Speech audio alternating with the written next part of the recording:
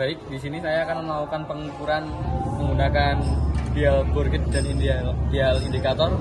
Yang pertama kita akan melakukan pengukuran menggunakan dial bore gauge yang dibantu dengan mengukur dengan vernier caliper dan micrometer. Oke, sebelum itu saya akan menyebutkan bagian-bagian dari dial bore gauge.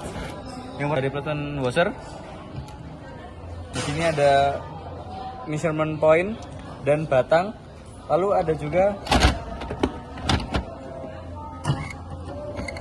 dial indikator. Ini kita akan mencoba melakukan pengukuran diameter dalam sebuah boom silinder.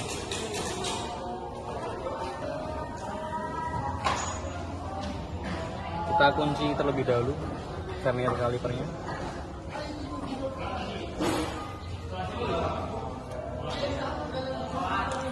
Dan menunjukkan di angka 94. Rangkai dial bore gauge-nya.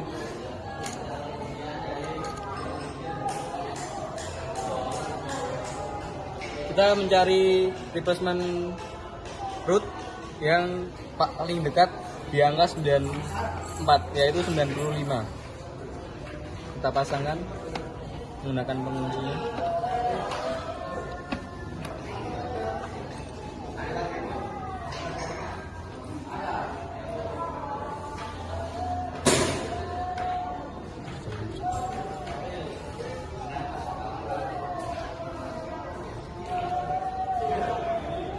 Kita akan mencobanya terlebih dahulu di boom cylinder yang tadi.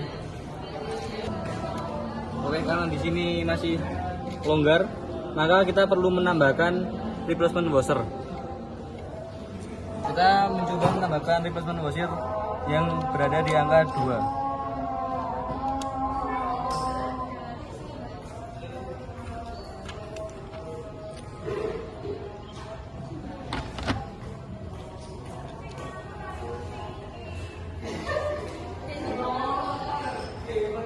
Mari kita mencoba kembali.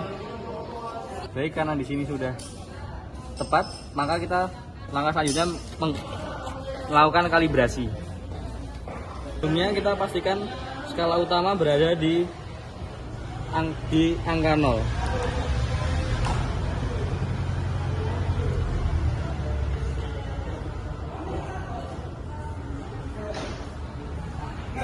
Dan kita kalibrasi menggunakan alat bantu micrometer. Kita setting dulu ini di angka 95. Setting micrometer di angka 95, kita melakukan kalibrasi skala Nonius. Ini adalah kita kalibrasi di angka 0 ya. 0,5 doang ya. Ini adalah universal join yang fungsinya itu apa? Gini dong, kayak gini bengkok-bengkok nyetir loh. Oke, jika sudah, kita melakukan pengukuran menggunakan dial bore gauge pada boom cylinder. Pengukuran dilakukan pada 6 titik, yaitu 3 titik di sumbu X, lalu 3 pengukuran di sumbu Y. Yang pertama kita akan melakukan pengukuran di sumbu Y terlebih dahulu. Sumbu Y bagian atas. Oke, yang pertama di bagian sumbu Y atas. Di sini titik loncat tertinggi berada di angka 80. Lalu yang kemudian pada titik sumbu Y bagian tengah.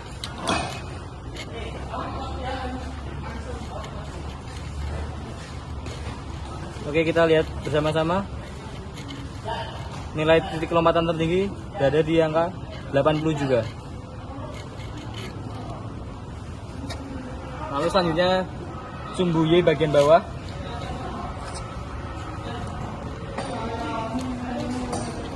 Titik lompatan tertinggi berada di angka 90.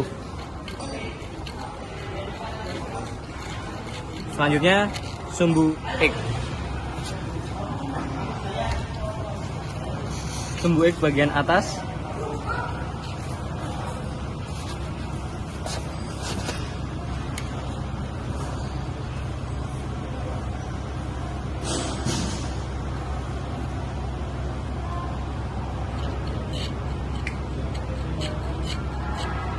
Oke, di sini titik lompatan berada di angka 60. Lalu sumbu X bagian tengah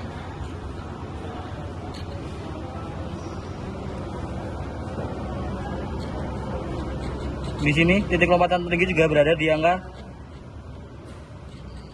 60 juga. Lalu bagian sumbu X bagian bawah titik lompatan tertinggi berada di 90. Maaf, untuk sumbu X bagian bawah sendiri titik lompatan tertinggi berada di angka 70. Jadi kesimpulannya, pada hasil pengukuran di sumbu Y tadi bagian atas ada di angka 0,80, bagian tengah 0,80, bagian bawah 0,90. Lalu yang ada di sumbu X bagian atas ada di 0,60, bagian tengah 0,60 dan bagian bawah 0,70. Dan kita lanjut untuk pengukuran menggunakan dial indikator. Baik, di sini saya akan menjelaskan bagian-bagian beserta fungsi dari dial indikator. Yang pertama di sini ada pengunci magnetik berfungsi untuk mengunci dalam saat pengukuran. Lalu ada point ball di sini yang memiliki fungsi untuk penghubung dari magnetik pengunci ke point ball yang mengarah pada dial indikator. Kemudian di sini ada knob lock. Knob lock ini memiliki fungsi untuk mengunci point ball yang ada di sini dan yang ini. Ball bisa disebut batang. Yang di sini ada juga point ball lainnya yang bisa disebut batang, memiliki fungsi untuk menjadi penghubung dari magnetik ke point ball 1, dari point ball 1 ke point ball 2, lalu di sini menyambungkan dial indikator. Di sini juga ada knob lock yang memiliki fungsi untuk mengunci dial indikator pada saat pengukuran. Lalu yang terakhir di sini ada dial indikator itu sendiri yang memiliki fungsi untuk mengukur kemiringan suatu komponen.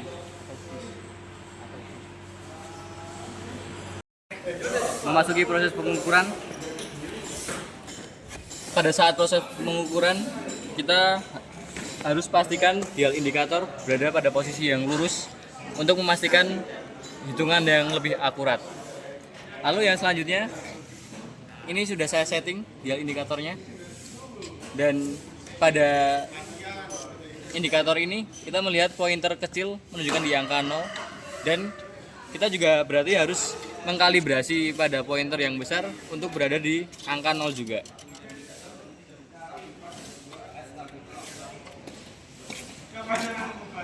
Jika sudah seperti ini, kita putar komponen untuk mencari titik lompatan tertinggi yang dimana itu menjadi hasilnya.